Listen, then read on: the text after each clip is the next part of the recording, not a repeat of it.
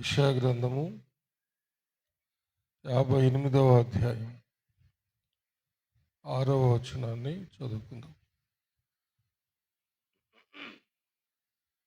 యెషయా గ్రంథము 58వ అధ్యాయము 6వ వచనం. దుర్మార్గులు కట్టిన కట్లను విప్పుటయు, కాడిమాను మోకులు తీయుటయు, బాధింపబడిన వారిని విడిపించుటయు, ప్రతి కాడిని విరుగగొట్టుటయు నేను ఏర్పరచుకొనిన ఉపవాసము గదా. దేవుడు తన పరిశుద్ధ వాక్యమును మన ఆత్మీయ మేళ నిమిత్తమై మన వినికిడిలో దీవించునుగాక. ఆమేన్. దయచేసి అందరు కూర్చోండి, ప్రార్థన చేస్తాం.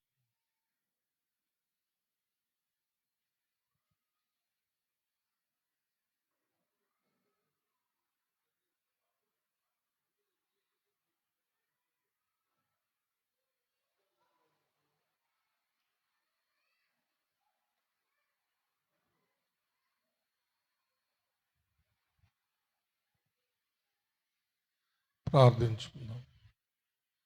అందరు తలంచి కనుమూసుకునండి. మహాపరిశుద్ధుడు అయిన మా ప్రియ పరలోకపు తండ్రి, దయగలిగిన మా దేవా యెహోవా, మీకు వందనములు, స్తుతులు, స్తోత్రములు చెల్లిస్తున్నాము. మీ దీన దాసునైన నన్ను మీ సిలువ చాటున మరుగు చేసుకుని నాతోనూ మా అందరితోనూ మాట్లాడమని క్రీస్తు పేర వేడుకొంచున్నాము తండ్రి. ఆమేన్. హల్లెలూయా. దేవుడు ఏర్పరచుకున్న ఉపవాసము ఏంటంటే, దుర్మార్గులు కట్టిన కట్లను విప్పాలి, కాడిమాను మోకులు తీయాలి, బాధింపబడిన వారిని విడిపించాలి, ప్రతి కాడిని విరగ్గొట్టాలి. అది చేయకుండా మనము ఉపవాసం ఉండి ప్రార్థించినందువలన ఏం ప్రయోజనము ఉండదు. మనము ఇంతకుముందు చాలా విషయాలు నేర్చుకున్నాం. ఇందులో పాపాలు మానకుండా ఉపవాసం ఉండి ప్రార్థించినా కూడా మన ప్రార్థనలకు జవాబు రాదని నేర్చుకున్నాం.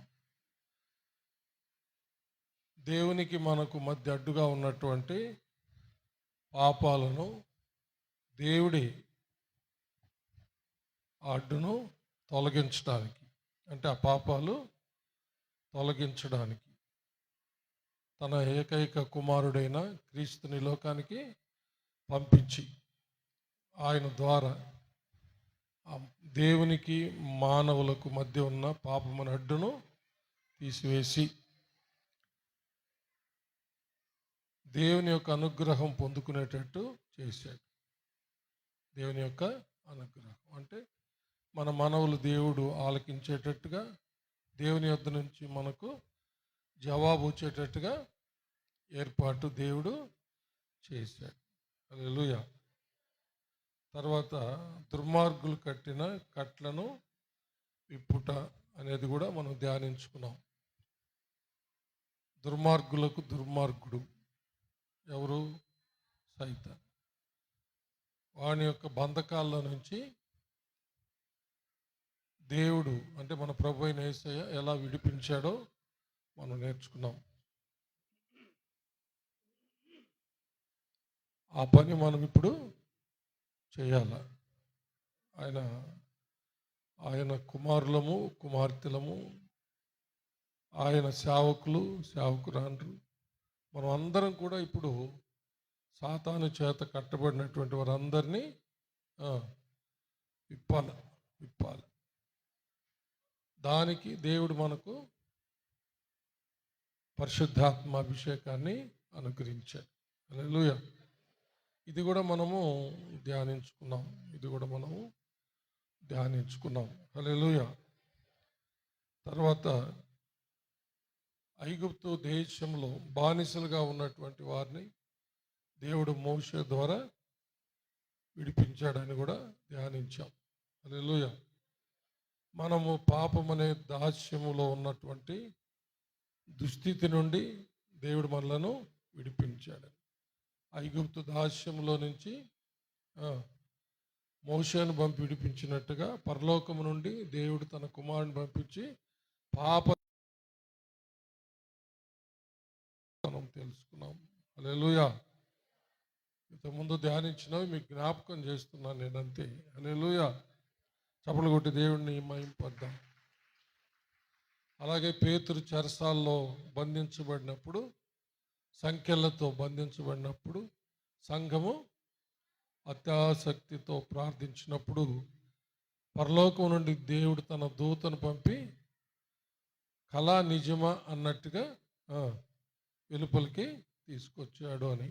హల్లెలూయా. అలాగే పౌలు శీలలు అర్ధరాత్రి వేళ లేచి భయంకరమైన రక్త గాయాలతో ఉన్నటువంటి పరిస్థితి, కఠిన కారాగార శిక్ష భరిస్తున్నారు. బొండకేసి బిగించారు. గాలి వెలుతురు లేనటువంటి గది. అర్ధరాత్రి వేళ లేచి వాళ్ళు దేవుణ్ణి స్తుతిస్తూ ప్రార్థిస్తూ ఉండగా పెద్ద భూకంపము రావడం, పౌలు శీలలు విడుదల పొందడం, వారితో పాటు ఖైదీలందరూ విడుదల పొందడం మనము చూసాం. కాబట్టి ఎలాంటి పరిస్థితులైనా సరే మనము స్తుతించడము ప్రార్థించడం మానకూడదు అని తెలుసుకున్నాం. అసాధ్యమైనటువంటి పరిస్థితుల్లో కూడా సంఘం అత్యాసక్తితో ప్రార్థించాలని తెలుసుకున్నాం. చప్పలు కొట్టి దేవుణ్ణి మహిమ పరుస్తాం. హల్లెలూయా. అలాగ మనము మానక ప్రార్థన చేస్తూ ఉంటే, ఇసుకక ప్రార్థన చేస్తూ ఉంటే, ప్రార్థన చేస్తూ వస్తే హల్లెలూయా దేవుడు తప్పకుండా ఒక దినాన విడుదల దయచేస్తాడు, కట్ల నుండి విడిపిస్తాడు అని మనం తెలుసుకున్నాం. అవి ఎలాంటి కట్లైనా, ఎలాంటి బంధకాలైనా సరే, అసాధ్యమైనా సరే దేవునికి సమస్తము సాధ్యమని తెలుసుకున్నాం. ఈరోజు ఒక ప్రత్యేకమైన సందేశాన్ని మనం వింటాం. కాడిమాను మోకులు తీయుట. కాడిమాను మోకులు తీయుట, ప్రతి కాడిని విరగగొట్టుట. ప్రతి కాడిని విరగొట్టుట. ఈ యొక్క కాడి అది బరువైనటువంటి కాడి. బరువైన కాడి. ప్రతి బరువైన కాడిని విరగొట్టాలి. ప్రతి బరువైన కాడిని కొట్టాలి. మెడకి కాడి, మెడ మీద కాడి పెట్టి బంధించినటువంటి వారిని ఆ మోకులు తీయాలి, ఆ పొలుపులు ఊడదీయాలి. మనుషులు పాపం అనే కాడి కింద పడి చస్తూ ఉన్నారన్నమాట. పాపం అనే కాడి కింద, పాపం అనే బరువైన కాడి కింద పడి చస్తున్నారు.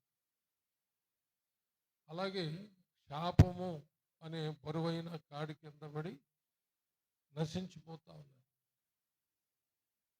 అలాగనే వ్యాధులు, భరించలేని వ్యాధులు అనే కాడి కింద పడి చస్తూ ఉన్నారన్నమాట. అలాగే దరిద్రత, పేదరికం అనేటటువంటి బరువైన కాడి కింద నశించిపోతూ ఉన్నారు. ఇలాగూ రకరకాల భారాలు,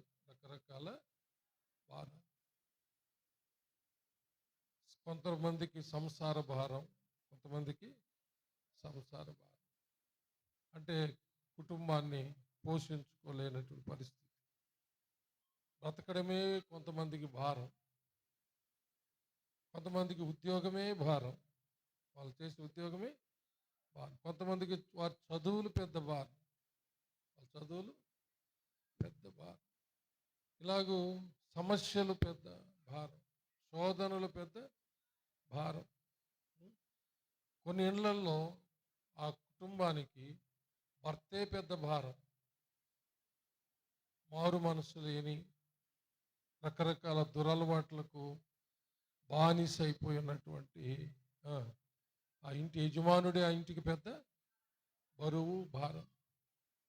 మారు మనసు లేని బిడ్డలు ఎంత చెప్పినా తల్లిదండ్రులకు లోబడినటువంటి మారు మనసు లేనటువంటి బిడ్డలు ఆ ఇంటికి పెద్ద భారం. అలాగే కొన్ని ఇళ్లలో అత్త భారం, కొన్ని ఇళ్లలో కోడలు భారం, కొన్ని కుటుంబాల్లో ఆడబిడ్డలు భారం, రకరకాలుగా. ఏ భారమైనా సరే మనం వాటిని ఆ బరువైన కాళ్ళన్నిటినీ విరగొట్టాలి. అంటే ఎలా విరగొడతామంటే మనకు మాదిరి మన ప్రభు అయిన యేసుక్రీస్తు. హల్లెలూయా. మన ప్రభువు ఎలా విరగొట్టాడో అది మోడల్గా, మాదిరిగా పెట్టుకొని మనం కూడా మన ప్రభువు వలె మనం వాటిని విరగొట్టాలన్నమాట. హల్లెలూయా. మన ప్రభువు ఎలా వాటి నుండి విడుదల చేశాడో కొన్ని విషయాలు నేర్చుకుందాం. ఆ తర్వాత మనం కూడా అదే మార్గంలో మనము వెళ్ళినప్పుడు, చేసినప్పుడు మనం కూడా కనీసం మన బ్రతుకులో కొందరినైనా బంధ విముక్తుల్ని చేయగలుగుతాం. ఈ బరువైన కాడి కింద నుంచి వాళ్ళని విడిపించగలుగుతాం. హల్లెలూయా. మత్తయి సువార్త 11వ అధ్యాయము 28, 29, 28, 29, 30 వచనాలు చదువుతాం. ప్రయాసపడి భారము మోయుచున్న సమస్త జనులారా నా యొద్దకు రండి, నేను మీకు విశ్రాంతిని కలుగచేతును. నేను సాత్వికుడను, దీన మనస్సు కలవాడను గనుక మీ మీద నా కాడి ఎత్తుకొని నా యొద్ద నేర్చుకొనుడి. అప్పుడు మీ ప్రాణములకు విశ్రాంతి దొరుకును. ఏలయనగా నా కాడి సులువుగాను నా భారము తేలికగాను ఉన్నవి. చప్పలు కొట్టి దేవుడిని మహింపడతారు.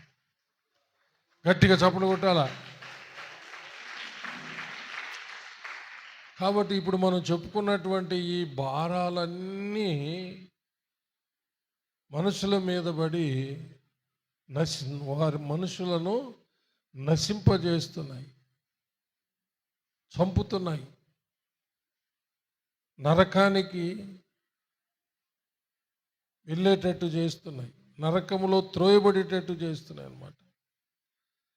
అందుకని దేవుడు మనలను ప్రేమించి, అనగా లోకాన్ని ప్రేమించి, మనలంటే క్రైస్తవులమైన మనలనే కాదు, సర్వలోక ప్రజలను ప్రేమించి తన ఏకైక కుమారుణ్ణి ఈ లోకానికి పంపించాడు. ఈ సకల భారాల నుండి, ఈ బరువైన కాడుల నుండి విడుదల కలుగు చేయడానికి ఆయన వచ్చి పిలుస్తూ ఉన్నాడు. ఏమనంటే, ప్రయాసపడి భారము మోయుచున్న సమస్త జనులారా నా యొద్దకు రండి, నేను మీకు విశ్రాంతిని కలుగు చేస్తాను. అంటే ఏ బరువైన కాడి కింద, బరువైన కాడికి కట్టబడి ఉన్నా సరే, బరువైన కాడి కింద పడి చస్తున్నా సరే, చావబోతున్నా సరే, ప్రభు పిలుస్తున్నాడు. ప్రయాసపడి భారము మోయుచున్న సమస్త జనులారా నా యొద్దకు రండి, నేను మీకు విశ్రాంతిని కలుగ చేస్తాను. పాప భారం మానవులందరినీ పట్టి పీడిస్తున్నటువంటిది, ఒక బరువైన కాడిలాగా మానవుల మీద ఉన్నది పాప భారం. ఏంటి? పాప భారం. రోమ 3:23 ప్రకారము ఏ భేదమును లేదు, అందరూ పాపము చేసి దేవుడు అనుగ్రహించు మహిమను పొందలేకపోవచ్చున్నారు. చూసారా? కాబట్టి ప్రతి మానవుని పైన ఈ పాప భారం అనేది ఉంది.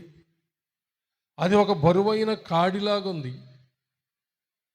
అది మెడ మీద పెట్టి మెడకు తాడు బిగించినట్టుగా ఉంది.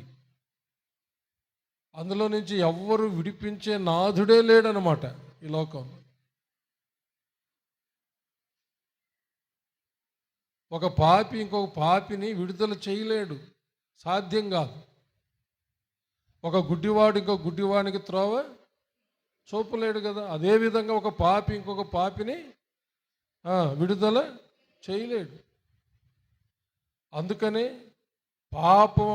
పాపుల మధ్యలో లేక పాప సహితుల్లో పాపము లేనివాడు పుడితే అప్పుడు ఆ పాపము లేనటువంటి మానవుడి ద్వారా పాపులైన మానవులకి విడుదల కలుగు చేయడానికి వీలవుతుంది అన్నమాట. హల్లెలూయా. ఒక కన్నులున్నవాడు గుడ్డివానికి ఎలా దారి చూపిస్తాడో అదేవిధంగా పాపం లేనివాడే పాపిలోనున్న పాపాన్ని తీసివేయగలడు. ఆ పాప బంధకములో నుంచి, ఆ పాపమనే బరువైన కాడి నుంచి విడుదల చేయగలడు అన్నమాట. నిజంగా అలాగ ఎవరు పుడతారు? యోబు గ్రంథకర్త ఏమన్నాడంటే, అలాగ ఎవరు పుట్టరు కదా అన్నాడు. పుట్టడానికి సాధ్యం కాదు కదా అన్నాడు. యోబు గ్రంథం 14వ అధ్యాయము 4వ వచనం. పాప సహితునిలో నుండి పాపరహితుడు పుట్టగలిగిన ఎంత మేలు, అలాగనో ఎవ్వరును పుట్టనేరడు. చూసారా? లోకమంతా పాపులైనప్పుడు స్త్రీ పురుషుల కలయిక వల్ల పుట్టేటటువంటి ప్రతి బిడ్డ కూడా పాపే. ఎందుకంటే మానవ పుట్టుక ఎలా జరుగుతుంది? స్త్రీ పురుషుల కలయిక వలన జరుగుతుంది. కాబట్టి మానవులందరూ పాపులైనప్పుడు పుట్టే బిడ్డలు కూడా పాపం. దాన్నే జన్మ పాపం అంటాం. ప్రతి ఒక్కరు అవ్వాదాము చేసిన పాపము అందరికీ సంక్రమించిందన్నమాట, సంప్రాప్తమైంది. లేకపోతే అది లోకంలో ఉన్న ప్రతి మానవుడిలో ఉంది జన్మ పాపం. ఆ జన్మ పాపము వయసుతో కూడా పెరిగి పెరిగి అది కర్మ పాపము లేక క్రియా పాపంగా మానవులు పాపాలు చేస్తూ ఉన్నారన్నమాట.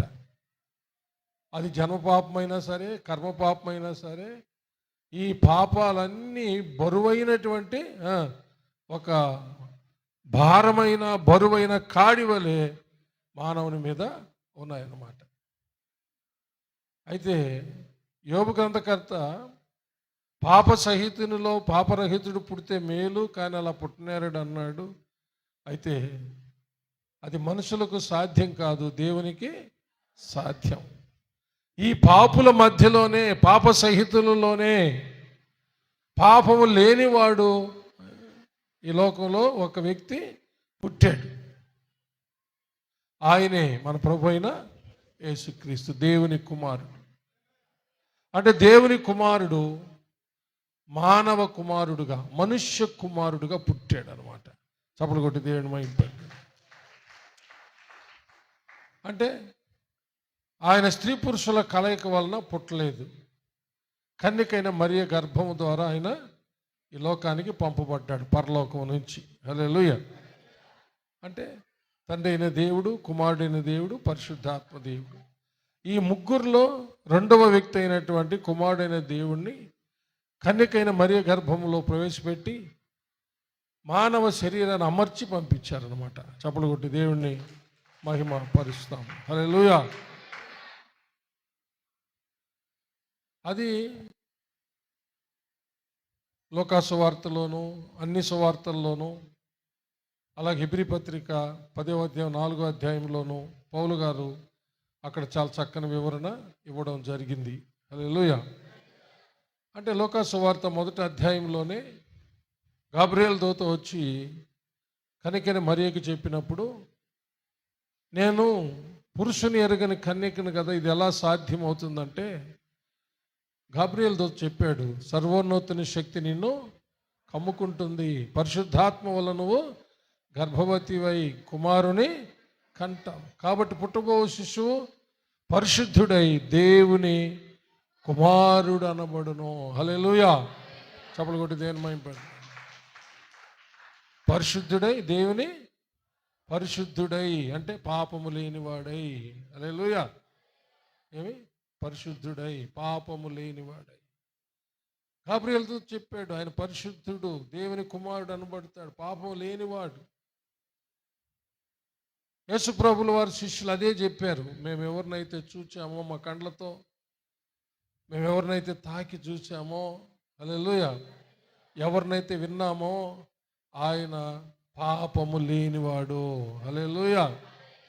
ఆయన పాపము చెయ్యలేదు, ఆయనలో ఏ దోషము లేదు, ఏ పాపము లేదు అని శిష్యులు వాళ్ళ పత్రికల్లో రాశారు. యేసు ప్రభువు కూడా అన్నాడు, నాలో పాపం ఉన్నదని ఎవరు స్థాపించగలరు అని. పిలాతు యేసు ప్రభులో పాపం ఉన్నదని స్థాపించలేకపోయాడు. హెరోదు రాజు యేసు ప్రభులో పాపం ఉన్నదని స్థాపించలేకపోయాడు. సన్హెద్రిబు సభ, ప్రధాన యాజకులు వాళ్ళు కూడా పాపం ఉన్నదని రుజువు చేయలేకపోయారు. అయితే వాళ్ళు చెప్పిన, వాళ్ళు అంటగట్టిన పాపం ఏమిటంటే మనుష్యుడై ఉండి దేవుడు అని చెప్పుకున్నాడని. అది వాళ్ళు పెట్టినటువంటి పాపం. ఏంటి? మనుష్యుడై ఉండి దేవుడు అని చెప్పుకున్నాడని. కానీ బైబిల్ ఏం చెప్తుంది? యేసుక్రీస్తు దేవుడే. హల్లెలూయా. చప్పలు కొట్టి దేవుని మహిమపడదాం. యేసయ్యే చెప్పాడు, నన్ను చూస్తే తండ్రిని చూచినట్టేనని. హల్లెలూయా. అయితే వాళ్ళు ఒప్పుకోలేదు. అది వాళ్ళు ఒప్పుకోకుండా ఏం చేశారంటే అదే ఆయన చేసిన నేరము. అందుకని ఆయన్ని మనుషుడై ఉండి దేవుడు అని చెప్పుకున్నాడు కాబట్టి ఆయన సిలువేయాల్సిందే అని కేకలు వేస్తే, వాళ్ళు కేకలు గెలిచి, ఎందుకు కేకలు గెలిచాయంటే మనం అందరం రక్షించబడాలి కాబట్టి. చప్పలు కొట్టి దేవుడిని మహింపరుస్తాము. హల్లెలూయా. అర్థమైందా? కాబట్టి పాప సహితుల్లో, పాపులైనటువంటి మానవుల్లో పాపం లేనివాడుగా పుట్టినటువంటి దేవుని కుమారుడైన క్రీస్తు యేసు ద్వారానే, హల్లెలూయా, ఈ పాప భారము నుండి విడుదల కలిగిందన్నమాట. హల్లెలూయా. అందుకనే ఆయనే మార్గం. అంటే పాపాల నుంచి విడుదల చేసే మార్గం ఎవరంటే ఆయనే. చప్పలు కొట్టి దేవుని మహిమపడదాం. అందుకనే ఎవరైనా ఈ లోకంలో పాపులు అనబడిన వాళ్ళు యేసు అనే మార్గము గుండానే వాళ్ళు పాపములో నుండి విడుదల పొందగలుగుతారు, లేకపోతే విడుదల కాదు. హల్లెలూయా. అర్థమైందా? చప్పలు కొట్టి దేవుని మహిమపడదాం. ఇంతకీ ఈ పాపం అనే భారాన్ని, ఈ బరువైన కాడిని ఎలా దేవుడు తీసేశాడో తెలుసా? కొరింథీయులకు రాసిన రెండవ పత్రిక 5వ అధ్యాయము 19వ వచనం. అదేమనగా దేవుడు వారి అపరాధములను వారి మీద మోపక. చాలు. దేవుడంట మనుషుల అపరాధములను, దోషాలని, పాపాలని వారి మీద మోపలేదంట. వాళ్ళ మీదే మోపుంటే మానవులందరూ చనిపోవలసిందే. ఎందుకని? పాపం వల్ల వచ్చు జీతము మరణం. రోమపత్రిక 6వ అధ్యాయం చివరి వచనం ప్రకారం, ఏలయనగా పాపం వల్ల వచ్చు జీతము మరణము. చూడండి అక్కడ చాలు. ఏమంటే పాపం వల్ల వచ్చు జీతము అంతే. ఇంకా పాపం చేసే ప్రతి ఒక్కడు పాపం అనే ఆ బరువైన కాడి కింద పడి వాడు చావాల్సిందే. విడుదల లేదు. అలాంటి విడుదల లేని మానవునికి విడుదల కలుగజేయడానికే దేవుడు తన కుమారుడు యేసుక్రీస్తును పంపించాడు. ఈ బరువైన పాపం అనే కాడిని దేవుడు నీ మీద, నా మీద, మన మీద, సర్వలోక ప్రజల మీద నుంచి తీసేసి ఎవరి మీద మోపాడంట? యేసయ్య మీద మోపాడంట. చూసారా? అంటే ఇప్పుడు మనం ఏమైపోయినాం? ఇప్పుడు మన మీద ఉన్న పాపం అనే బరువైన కాడి యేసయ్య మీద పెట్టబడింది. యేసయ్య మీద మోపబడింది. ఇప్పుడు మనం ఏమైపోయినాం? ఫ్రీ అయిపోయాం, విడుదల పొందాం. చప్పలు కొట్టి దేవుని మహిమ పొందాం. అంటే మన మీద ఉన్నటువంటి ఆ బరువైన పాపపు కాడి తీసి యేసయ్య మీద వేశాడు దేవుడు. అప్పుడు పాపులమైనటువంటి మనం అందరము పాపమనే బరువైన కాడిని మోస్తున్నటువంటి మనం అందరము ఫ్రీ అయిపోయినాం. Free we're free. హల్లెలూయా. ఆలోచించండి, ఎంత ఫ్రీ అయిపోయినామో. పాపం అనే బరువైన కాడి తీసివేయబడింది. యేసయ్య మీద అది పెట్టబడి, యేసు ప్రభు మీద సిలువను మోసేటప్పుడు ఒక అడ్డకొయ్య పెట్టారు. హల్లెలూయా. అది దేన్ని చూపిస్తుందంటే మన పాపమనే బరువైన కాడిని అది చూపిస్తుంది. హలో, మనం ఎంత ఫ్రీ అయిపోయినాం. మనమే కాదు, సర్వలోక ప్రజలందరూ ఫ్రీ అయిపోయారు. సర్వలోక ప్రజలందరి పాపాన్ని తీసి యేసయ్య మీద మోపాడు. లేఖనం కూడా చెప్తుంది, యెషయా గ్రంథం 53వ అధ్యాయము 6వ వచనం, మనమందరము గొర్రెల వలె త్రోవ తప్పిపోతుమి, మనలో ప్రతివాడును తనకిష్టమైన త్రోవకు తొలగిను, యెహోవా మన అందరి దోషమును అతని మీద మోపెను. చప్పలు కొట్టితే గట్టిగా. మనందరి దోషము, మనందరి పాపము మన మీద నుంచి తీసి, ఆ బరువైన పాపాన్ని, ఆ బరువైన కాడిని తీసి యేసయ్య మీద మోపారంట. హల్లెలూయా. ఎంత ఫ్రీ చేసి, ఎంత స్వతంత్రులు చేశాడు మనల్ని. పాపం అనేటటువంటి ఆ బరువైన కాడిని తండ్రి మన మీద నుంచి తీసి తన కుమారుడి మీద వేసి, తన కుమారుడు ఆ మొయ్యలేని పాప భారాన్ని ఆయన శిలువ రూపంలో మోసాడు. చూసారా? ఈ సత్యాన్ని విశ్వసించిన మనకు, విశ్వసించి బాప్తిసం పొందిన రోజునే మనం విడుదల పొందేశాం. అంతే. చప్పలు కొట్టి దేని మహిమ. ఈ సత్యాన్ని ఇప్పుడు కూడా ఈ లోకంలో ఎవరైనా విశ్వసించినట్లయితే, వారు విశ్వసించి బాప్తిసం పొందుకునే అవకాశం కనుక దొరికితే, ఒకవేళ దొరకకపోతే, దొరికినా దొరకకపోయినా విశ్వసించినంత మాత్రముననే హల్లెలూయా ఆ పాపపు బరువైన కాడంతా వారి మీద ఇంకా ఉండదు. చప్పలు కొట్టి దేవుణ్ణి మహిమపరుస్తాం. తర్వాత శాపం అనేటటువంటి బరువైన కాడి. గలతీయులకు రాసిన పత్రిక 3వ అధ్యాయము 13వ వచనం నుంచి చదువుదాం.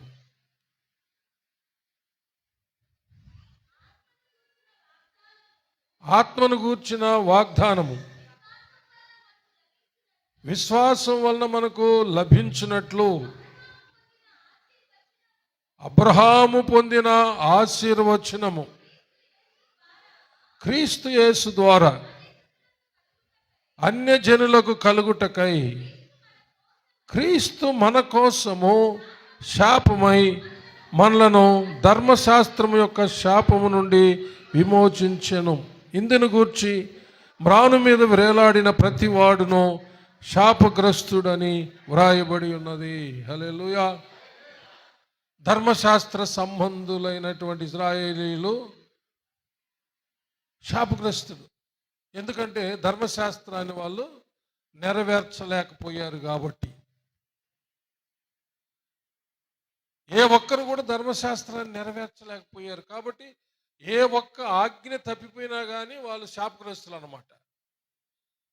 అయితే యేసుక్రీస్తు ధర్మశాస్త్రాన్ని సంపూర్ణంగా నెరవేర్చాడు. చప్పలు కొట్టి దేవుని మహిమపడతాం. యేసు ప్రభు ధర్మశాస్త్రాన్ని ఎప్పుడైతే సంపూర్ణంగా నెరవేర్చాడో ఆయన శాపగ్రస్తుడు కాదు. ఆయన ఎందుకు శాపగ్రస్తుడుగా సిలువలో వేలాడాడు అంటే, నీ కోసం, నా కోసం, సర్వలోక ప్రజల కోసం, అటు ధర్మశాస్త్ర సంబంధులైన ఇశ్రాయేలుల కోసమే కాకుండా సర్వలోక ప్రజలందరి మీద ఉన్నటువంటి ఆ శాపం అంతా, సకల శాపాలన్నీ ఆయన తన మీద వేసుకున్న తండ్రి మన మీద నుంచి తీసి ఆ శాపం అనే బరువైనటువంటి కాడిని తీసి అది కూడా యేసయ్య మీదనే వేశారు. హలో, శాపాల నుంచి కూడా విడుదల పొందేశాం మనం. చప్పలు కూడా దేని మహిమ పెడదాం. పాపాల నుంచి విడుదల పొందామంటే పరిశుద్ధులమయ్యాము. శాపాల నుంచి విడుదల పొందామంటే ఆశీర్వదించబడ్డాం. అర్థమైందా? పాపాల నుంచి విడుదల పొందామంటే పరిశుద్ధపరచబడ్డాం. శాపాల నుంచి విడుదల పొందామంటే ఆశీర్వదించబడ్డాం. హల్లెలూయా. పరిశుద్ధపరచబడ్డానికి, ఆశీర్వాదాలు పొందడానికి మూలం ఎవరంటే మన ప్రభు అయిన యేసుక్రీస్తే. హల్లెలూయా. అర్థమైందా? మనల్ని దేవుడు ఎంతగా, మనల్ని కాదు సర్వలోక ప్రజలను ఎంతగా జ్ఞాపకం చేసుకున్నాడో. అందుకని యోహాన్ గారు ఆ వాక్యం రాసింది 3:16. దేవుడు లోకమును ఎంతో ప్రేమించెను, కాగా ఆయన తన అద్వితీయ కుమారునిగా పుట్టినవాని యందు విశ్వాసముంచు ప్రతివాడు నశింపక నిత్య జీవము పొందినట్లు ఆయనను అనుగ్రహించెను. హల్లెలూయా. ప్రతివాడు, లోకంలో ప్రతివాడు, ఈ రోజైనా సరే యేసుక్రీస్తుని వినడం ఈరోజే జరిగి, యేసుక్రీస్తును విశ్వసించడం ఈరోజే జరిగితే ఈరోజే పాప విముక్తుడు, శాప విముక్తుడు. హల్లెలూయా. చప్పలు కొట్టి దేవుని మహింపండి. పరిశుద్ధుడుగా తీర్చబడతాడు, నీతిమంతుడుగా తీర్చబడతాడు, ఆశీర్వదించబడిన వాడుగా మారిపోతాడు. ఎంత గొప్ప కార్యము మన ప్రభు అయిన యేసుక్రీస్తు ద్వారా దేవుడు, తండ్రి అయిన దేవుడు చేయించాడు. చూసారా? హల్లెలూయా. నిజంగా యేసు ప్రభు చేసిన ఈ విడుదల కార్యాన్ని మనము లోకమంతటికి ప్రకటించాలి. అది మనం చేయాల్సింది. అది వాళ్ళు నమ్మినప్పుడు వాళ్ళు కూడా మనవలే విడుదల పొందుతారు. అది నేను ఏర్పరచుకున్న ఉపవాసం అంటున్నాడు దేవుడు. చప్పలు కొట్టి దేవుని మహిమ. అది చేయకుండా ఉపవాసం ఉండి మనము ఏమేమో స్వార్థం కోసం ప్రార్థనలు, యాచనలు, విజ్ఞాపనలు చేసుకుంటూ ఉన్నందువల్ల అవి అసలు దొరకట్లే. ప్రార్థనల్లో స్వార్థం, ఉపవాసాల్లో స్వార్థం, అడిగే విషయాల్లో స్వార్థం, కుళ్ళు, కుట్రలు, పక్షపాతము, పోటీ. అందువల్లనే కొన్ని సంవత్సరాలు ప్రార్థన చేస్తున్నా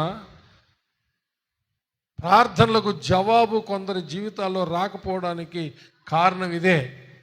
స్వార్థము, పక్షపాతము, పోటీ. దేవునికి మనకు కావలసినవన్నీ తెలుసంట. మనం అడగక ముందే ఆయనకి తెలుసంట. ఒక ఇంట్లో తండ్రి, ఒక మంచి తండ్రి, అందరి తండ్రులాగా ఉండడం లేదు కానీ ఒక మంచి తండ్రి ఒక ఇంట్లో ఉంటే ఆ తండ్రి తన ఇంటి వారికి కావలసినవన్నీ ఏర్పాటు చేస్తాడు. చప్పలు కొట్టాలి. హల్లెలూయా. ఒక మంచి తండ్రిని గురించి మాట్లాడుతున్నా నేను. హల్లెలూయా. ఈ భూమి మీద ఒక మంచి తండ్రి అయినటువంటి ఒక మనుష్యుడే ఆ ఇంటికి అవసరతలన్నీ తీరిస్తే పరలోకపు తండ్రి మనకు కావలసిన అవసరతలన్నీ ఆయన తీర్చడా? హలో, మత్తయి సువార్త 6వ అధ్యాయం క్షుణ్ణంగా చదవాలా, గుర్తుపెట్టుకోవాలా. 8వ వచనం చదవండి ఒకసారి. మీరు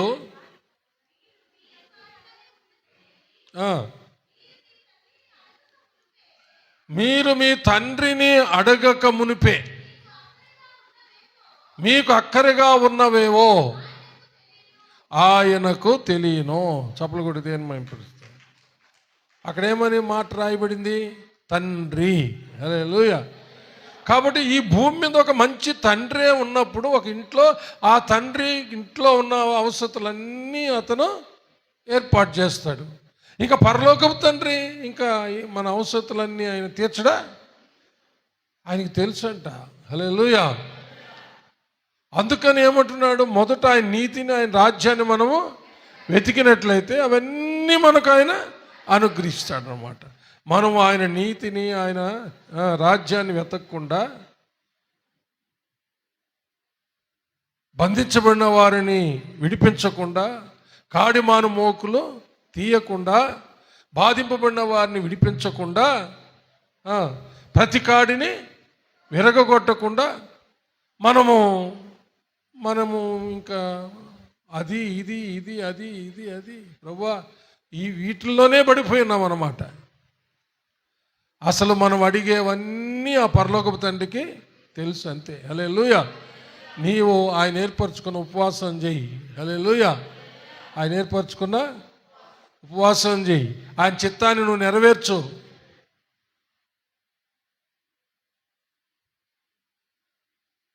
ఆయన ఆత్మానుసారంగా నడు. సర్వలోకానికి వెళ్ళి సర్వ సృష్టికి సువార్త ప్రకటించు. మనుషులందరూ రక్షించబడాలని ప్రార్థించు. రాజులు మంచి పరిపాలన ఇవ్వాలని ప్రార్థించు. నీ పొరుగు వారిని ప్రేమించి వాళ్ళ రక్షణ కోసం ప్రార్థించు. నీ సొంత రక్త సంబంధుల యొక్క రక్షణ కొరకు ప్రార్థించు.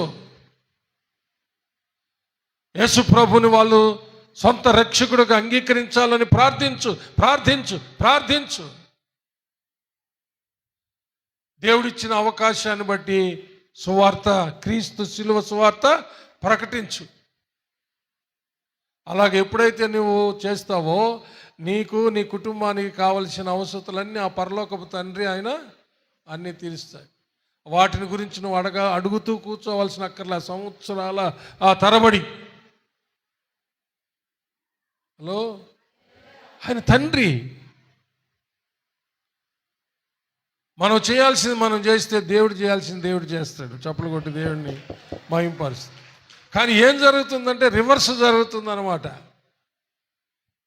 మనం చేయాల్సినవి చేయకుండా మనం చేయకూడనివి మనం చేస్తూ ఉన్నాం.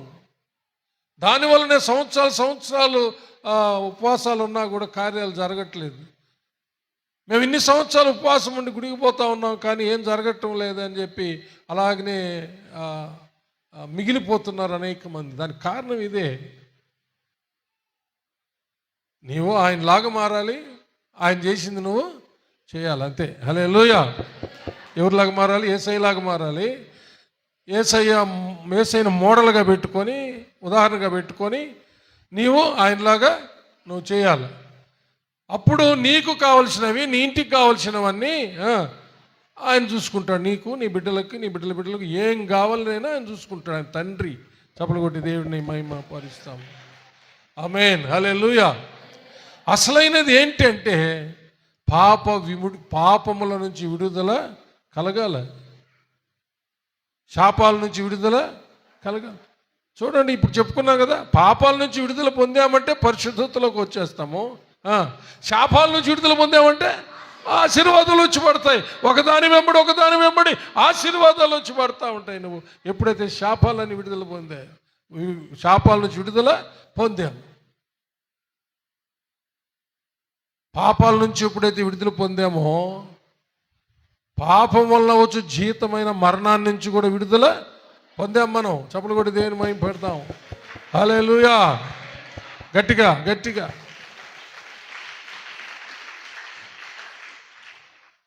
మరణ బంధకం, ఆ భయంకరమైన మరణ బంధకం అందరినీ మృంగేస్తుంది. అది ఆ మరణం. మన ప్రభు అయిన యేసుక్రీస్తు ఆ మరణాన్నే మింగేసి మృత్యుంజయుడై లేచాడంట. కొరింథీయులకు రాసిన మొదటి పత్రిక 15వ అధ్యాయంలో మనం చూస్తే మన ప్రభు ఏం చేశాడు తెలుసా? పునరుద్ధానం అప్పుడు అందరినీ మరణం మింగేస్తే ఆయన మరణాన్ని మింగేసి పైకి వచ్చేసాడంట. చప్పలు కొట్టి దేవుని మహిమ పడతాం. Praise the Lord. హల్లెలూయా. 54వ వచనం. ఈ క్షయమైనది అక్షయతను ధరించుకొనినప్పుడు, ఈ మర్త్యమైనది అమర్త్యతను ధరించుకొనినప్పుడు విజయమందు మరణము మృంగివేయబడెను అని వ్రాయబడిన వాక్యము నెరవేరెను. హల్లెలూయా. ప్రభు విజయుడై సమాధుల నుంచి లేచేటప్పుడు మరణాన్ని మృంగేసి లేచాడంట. చప్పలు కొట్టి దేవుని మహిమపరచండి. మరణం అందరినీ మింగేస్తే యేసయ్య మరణాన్ని మింగేశాడు. చప్పలు కొట్టాలి. Praise God. హల్లెలూయా. గట్టిగా చప్పలు కొట్టాడు అమ్మా. సంతోషకరమైన వార్తలు వినేటప్పుడు దేవుణ్ణి మహింపరచుద్దా? అందరినీ మరణం మింగుతా వస్తుంటే యేసయ్య మరణాన్ని మింగేసి మృత్యుంజయుడే లేచాడు. హల్లెలూయా. యేసుక్రీస్తునందు ఎవరైతే అంతం వరకు జీవిస్తారో వాళ్ళు కూడా మరణాన్ని మింగేసి మృత్యుంజయులై పునరుద్ధానములో లేస్తారు. చప్పలు కొట్టి దేవుని మహింపరచండి. యేసయ్య వరుసలో మొదటి వాడై లేస్తే ఆయన యందు విశ్వాసం ఉంచిన నీవు నేను మనం అంతా ఒకరి తర్వాత ఒకరు యేసయ్య తర్వాత సమాధుల నుంచి లేయిపోతున్నాం. హలో, ఏర్పాట్లన్నీ దేవుడు చేశాడు. ఆమేన్. హల్లెలూయా. కొందరి జీవితంలో వ్యాధులు, రోగములు భయంకరమైన భారం భారం భారం భారం భారం అవి కూడా దేవుడు ఏం చేశాడు తెలుసా? యేసయ్య మీద వేసేసాడు, మన మీద నుంచి తీసి. హలో, మన వ్యాధులన్నీ తీసి ఆయన మీద, మన రోగాలన్నీ తీసి ఆయన మీద వేసాడండి. అదే యెషయా గ్రంథం 53వ అధ్యాయం 3వ వచనం నుంచి చదువుదాం ఒకసారి.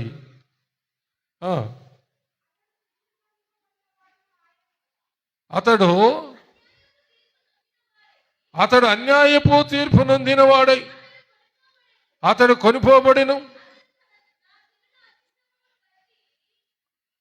నా చదువా 3వ వచనం చదువుతున్నావా?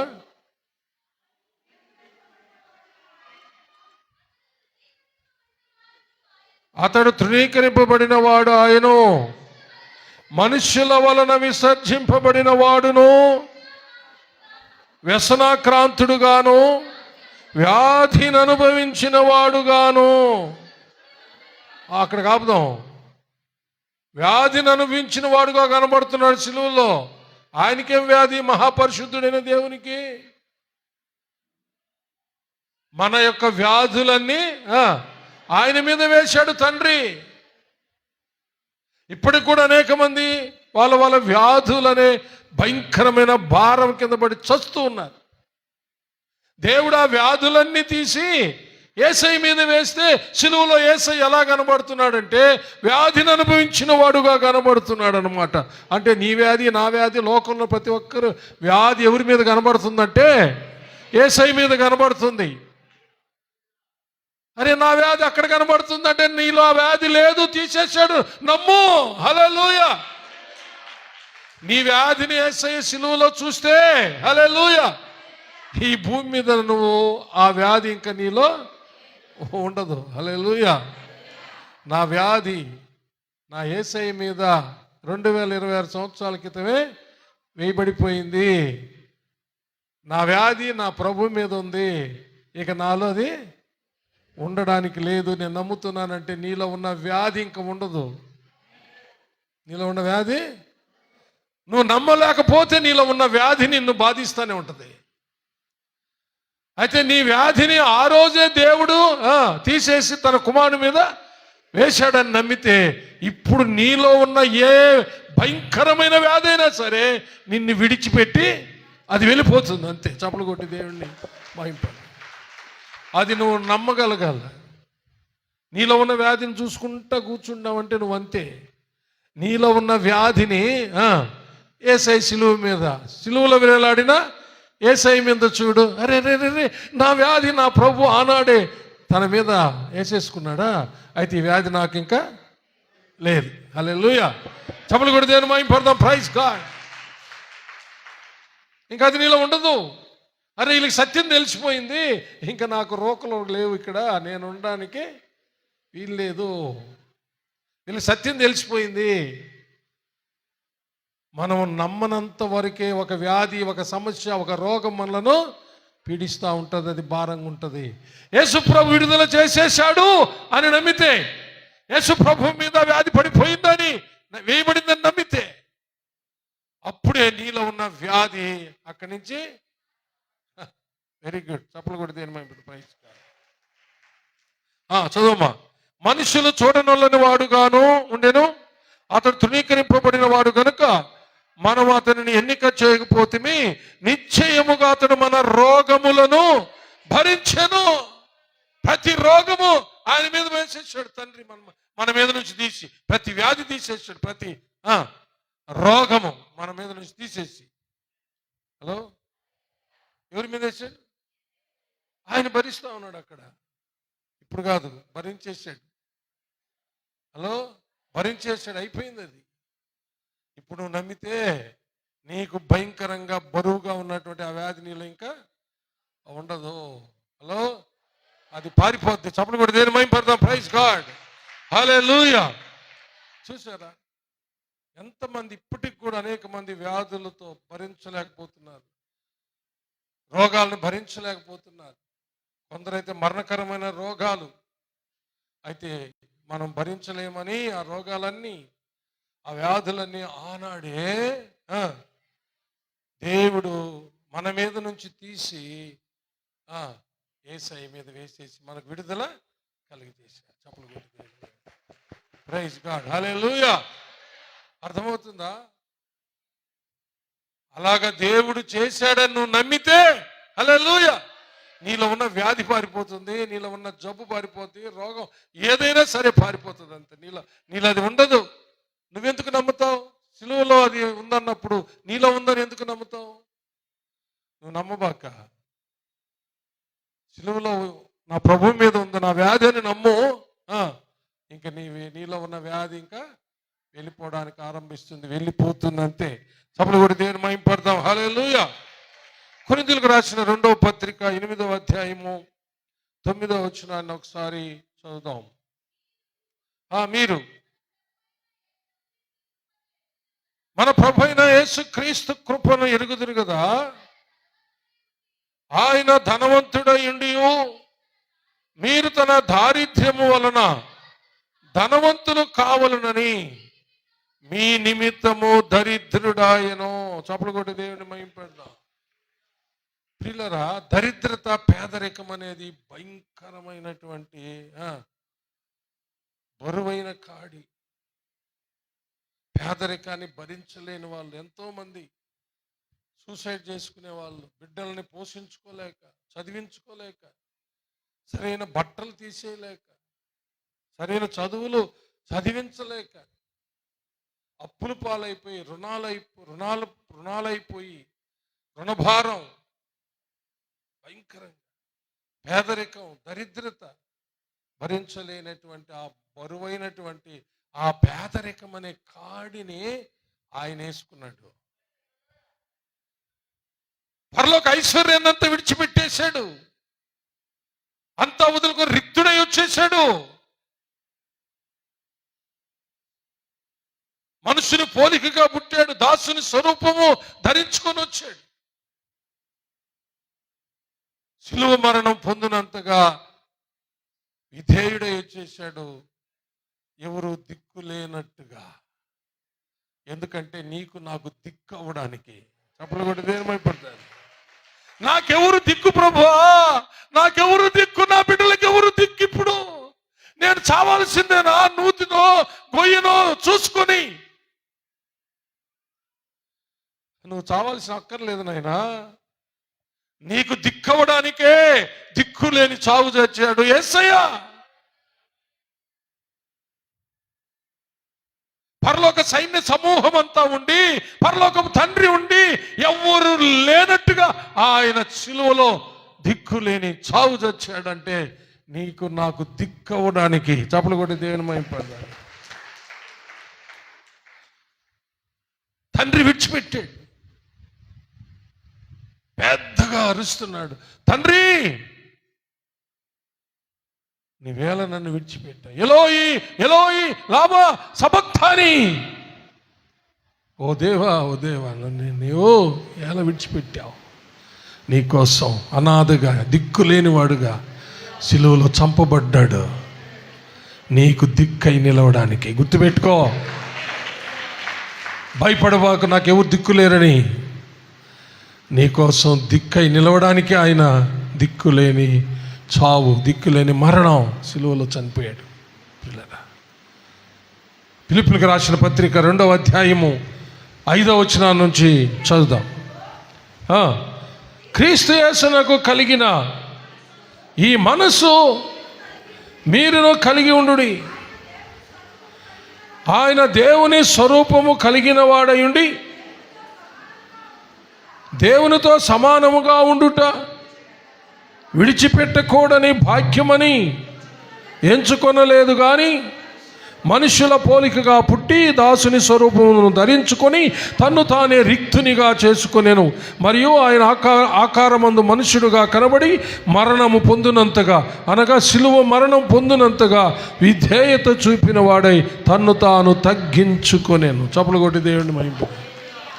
నీకోసం నా కోసం పిల్లరా, నిన్ను నన్ను శ్రీమంతుడిని చేయడానికి, ఐశ్వర్యవంతులు చేయడానికి, ధనవంతులుగా చేయడానికి, ఆ పేదరికం అనే దరిద్రత అనే బరువైన కాడి నుండి విడుదల చేయడానికి ఆయన దీనుడై దరిద్రుడై జన్మించాడు. హల్లెలూయా. తలవాల్చుకోవడానికి కూడా ఇల్లు లేదంట ప్రభుకి. ఆకాశ పక్షులకి గూళ్ళు ఉన్నాయి, నక్కలకు బొర్రెలు ఉన్నాయి. శిష్యులు అడిగారు, ప్రభు నువ్వు ఎక్కడ ఉంటున్నావు అంటే ఆయన అన్నాడు, ఆకాశ పక్షుల గూళ్ళు ఉన్నాయి, నక్కలకు బొరియలు ఉన్నాయి, మనుష్య కుమారునికి తలవాల్చుకోవడానికి ఒక్కెంత స్థలము కూడా ఈ భూమి మీద, ఈ సర్వభూమిని సమస్తమును సృష్టించిన సృష్టికర్త అంటున్నాడు, ఈ భూమి మీద ఒక్కెంత స్థలము కూడా నా పేరట, హలో ఒక్కెంత స్థలం కూడా నా పేరట లేదు. సృష్టికర్త, సమస్తాన్ని భూమిని సృష్టించినటువంటి దేవుడు అంటున్నాడు, ఒక్కెంత స్థలం కూడా నాకు లేదు. ఎవరి కోసం వచ్చాడు అలాగా? నీకు స్థలాలు ఏర్పాటు చేయడానికి, నీకు ఐశ్వర్యం ఇవ్వడానికి, నేను ధనవంతులుగా చేయడానికి, నీకే కొదువు లేకుండా చేయడానికి. దావీదు రాజు అందుకే అన్నాడు, యెహోవా నా కాపురు నాకు లేమి కలుగు. అంటే యెహోవా నాకు రాజు, నేను రాజును అయి ఉండొచ్చు, గొర్రెలు కాచుకుంటున్న నన్ను తీసుకొచ్చి రాజుగా చేశాడు, కానీ నా రాజు నా దేవుడైనా యెహోవా నాకు అన్నీ చూసుకుంటాడు. హల్లెలూయా. నాకే కొదువ లేదు. ఇలాగ చూస్తూ పోతే ప్రియులరా, ప్రతి బంధకము నుండి, ప్రతి కాడి నుండి మనకు విడుదల, ప్రతి కాడిని విరగ్గొట్టింది యేసయ్యే. చప్పులు కొట్టి దేని మహింపడు. ప్రతి కాడిమాను మోకులు తీసేసింది ఆయనే. హల్లెలూయా. ప్రతి బంధకం నుంచి, ప్రతి కట్ల నుంచి విడిపించింది ఆయనే. ఈరోజైనా సరే యేసయ్య లేకుండా ఎవ్వరు కట్ల నుంచి, సాతాను కట్ల నుండి కానీ, కాడిమాను మోకుల నుండి కానీ, ప్రతి కాడి నుంచి విడుదల చేసే నాదుడే లేడు. బంధింపబడిన వారిని విడిపించే నాదుడే లేడు. ఎవరైనా ఉన్నారంటే మన ప్రభు అయిన యేసుక్రీస్తు. హల్లెలూయా. ఆయన చేసిన పనిని మనకు అప్పగించాడు. హల్లెలూయా. అది 6వ వచనం.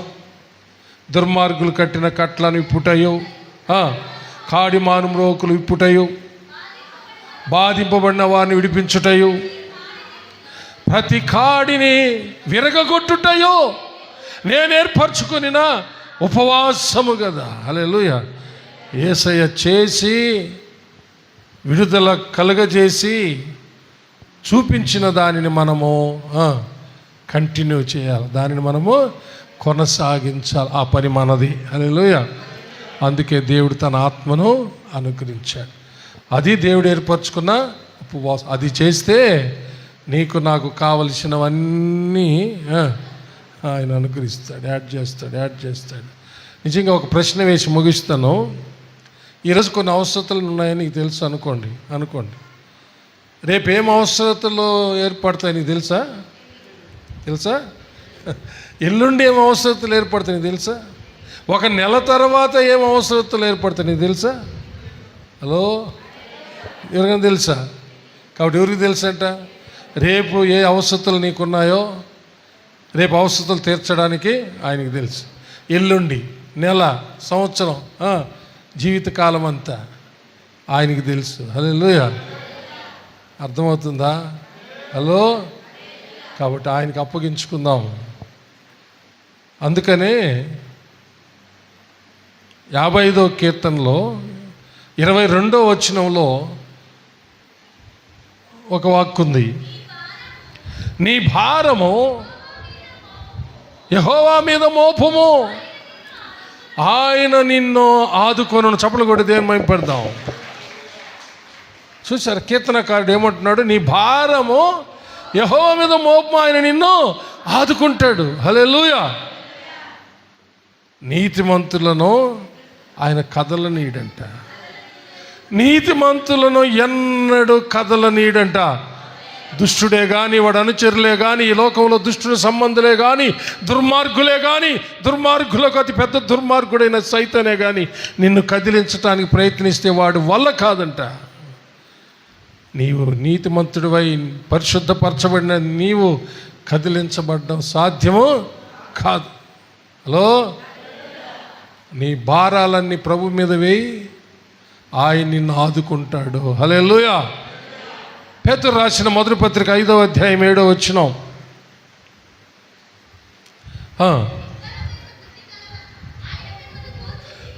ఆయన మిమ్మును గూర్చి చింతించుచున్నాడు, మీ చింత యావత్తును ఆయన మీద వేయుడి. హల్లెలూయా, హల్లెలూయా. మీ చింతలని మీ మీద వేసుకొని చింతిస్తా కూర్చుంటే మీ చింతలు పోవు. మీ భారాలు మీ మీదే వేసుకొని ఏడుస్తూ కూర్చుంటే పోవు. దేవుడు అంటున్నాడు, ప్రయాసపడి భారం మోయించిన సమస్త జనులారు నా ఎద్దుకు రండి, నేను మీకు విశ్రాంతిని ఇచ్చేస్తాను. నాకు అప్పగిచ్చేసేయండి, వాటి నాకు అప్పగిచ్చేసి నా మీద వేసేయండి. కీర్తనకారుడు లేఖనం చెప్తున్నాడు, నీ భారము యెహోవా మీద మోపు, ఆయనే నిన్ను ఆదుకుంటాడు. ఏ భారమైనా సరే నీ చింతలన్నీ ఆయన మీద వేసేయి. ఆయన నీ కోసం చింతిస్తున్నాడు, నీ చింతలు తీరిపోతాయి. చప్పలు కూడా దేని మనం పెడదాం. ప్రైజ్ లా. నీ భారం యెహోవా మీద మోపుమో సోదరా, నీ భారం యెహోవా మీద మోపుమో సోదరి, నీ భారం యెహోవా మీద. చప్పలు కొట్టి ప్రార్థన, చప్పలు కొట్టి పాడుదాం. నీ భారం యెహోవా మీద మోపుమో సోదరా, నీ భారం యెహోవా మీద మోపుమో సోదరి, ఆయనే నిన్ను ఆదుకొనును, ఆయనే నీకు సేదదీయును, ఆయనే నిన్ను ఆదుకొనును, ఆయనే నీకు సేదదీయును. నీ భారం యెహోవా మీద మోపుమో సోదరా, నీ భారం యెహోవా మీద మోపుమో సోదరి. హల్లెలూయా. అందరూ మోకరించి, ఇంకా ఏ భారాలు మోసుకుంటూ కుంగిపోతున్నావు అన్నీ యేసయ్య మీద వేసేయి. నీ చింతలన్నీ యేసయ్య మీద వేసేయి. ఆయనే నిన్ను ఆదుకుంటాడు, ఆయనే నీకు విడుదల దయచేస్తాడు.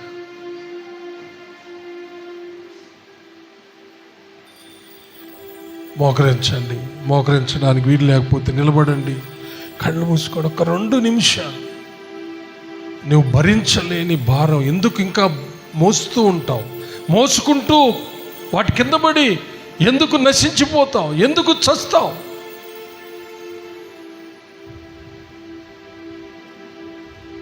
ఆయన మీద మోపు, ఆయన మీద వేసి, చింతలన్నీ ఆయన మీద వేసి, ఆయన నీ కోసం చింతిస్తున్నాడు.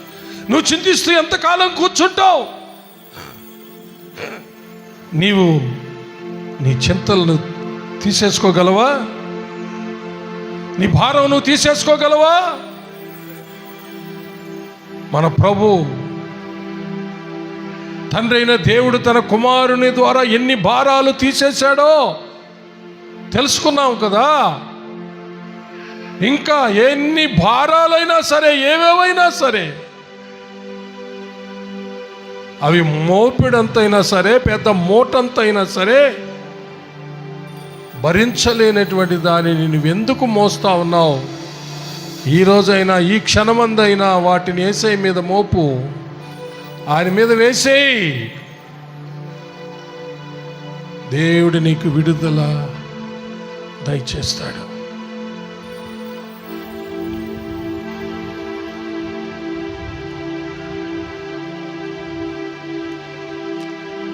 ప్రార్థించుకుందాం. అందరూ అలాగే తలోంచి కళ్ళు మూసుకుంటుండగా సోదరుడు ప్రేమ్ ప్రార్థన చేస్తాడు. విన్న వాక్యాన్ని బట్టి ప్రార్థన చేస్తాడు.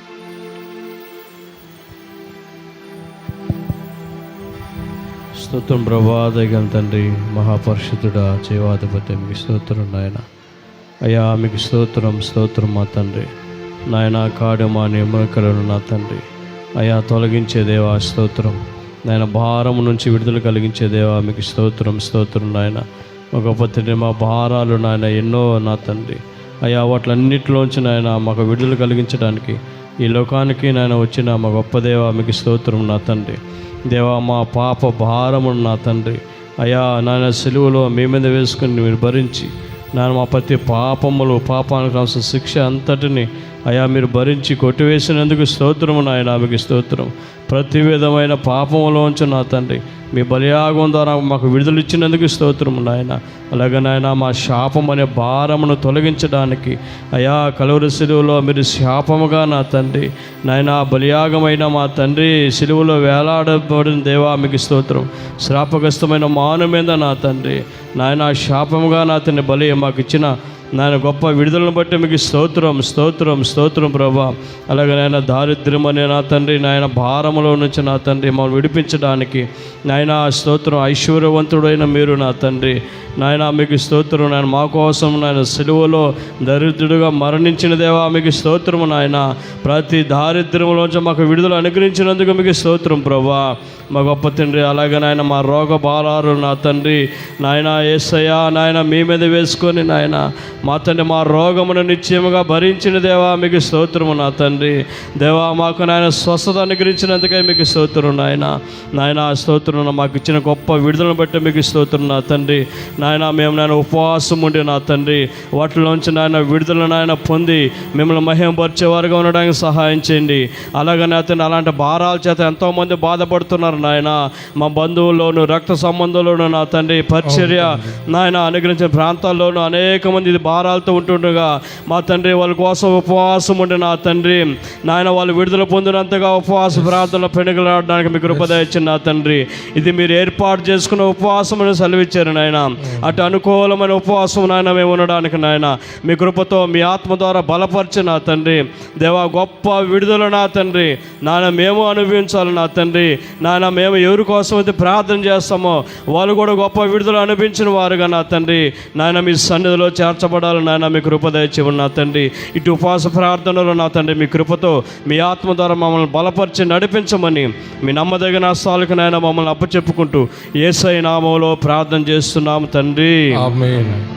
నా ప్రాణమా యెహోవాను సన్నుతించుము, నా అంతరంగముననున్న సమస్తమా ఆయన పరిశుద్ధ నామమును సన్నుతించుము. నా ప్రాణమా యెహోవాను సన్నుతించుము, ఆయన చేసిన ఉపకారములలో దేనిని మరువకము. ఆమేన్.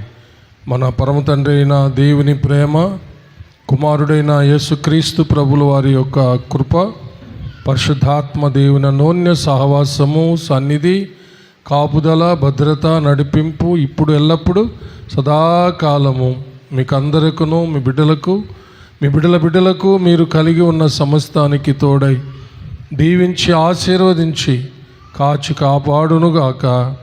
ఆమేన్, ఆమేన్, ఆమేన్. May God bless you all. యేసయ్య నామములో అందరికీ వందనాలు.